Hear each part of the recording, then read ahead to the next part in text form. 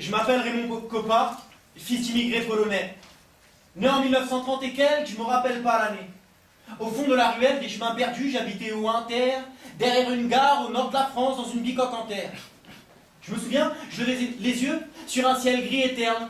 La France était coupée en deux, c'était la guerre interne. Dans les sous-sols, on se réfugiait lors des bombardements. On ne se rendait pas compte, on était juste des garnements. J'étais le chef de bande, un peu roublard, un petit peu cabochard. Mon premier ballon, je l'ai trouvé devant un camp de chleux. C'était cool, ça changeait de la boîte au fer. On se faisait des passes quand il pleuvait ou sous un beau temps frais. Je voyais mon père se préparer pour soulever du charbon dans des carrières profondes où l'air te pique les bronches comme du chardon.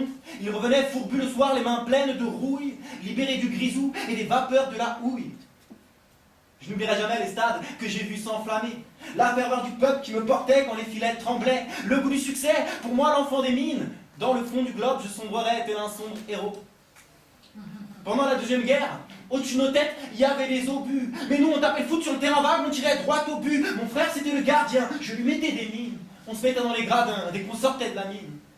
Naguère, avec les potes, on se faisait la belle. À l'après-guerre, le samedi soir, tout le monde allait au bal. On lançait des valses et on se décalait en faisant tournoyer les plus belles filles du Pas-de-Calais. 1949, je me fais repérer sur le terrain de foot. Un monsieur est impressionné par la puissance de mes shoots. Il me convainc de signer pour un club à Angers. Plus besoin de descendre à la mine pour gagner de quoi manger. Je dribble, fais des petits ponts et des petits pas. Un crochet à droite, les adversaires sont décrochés. Dans la ville du Champagne, tout le monde est en transe. Aidé par mes compagnons, on gagne la Coupe de France. Je n'oublierai jamais les stades que j'ai vus s'enflammer. La ferveur du peuple qui me soutenait quand les filets tremblaient. Le goût du succès, pour moi l'enfant des mines. Dans le fond du globe, je sombrerais tel un sombre héros. 1956, c'est la finale de la Ligue des Champions. Les journaux de l'Hexagone m'appellent Napoléon. J'avais vraiment hâte de leur montrer mes dribbles. Pourtant on a perdu 4-2 face au Real Madrid. Néanmoins, ils m'engagent.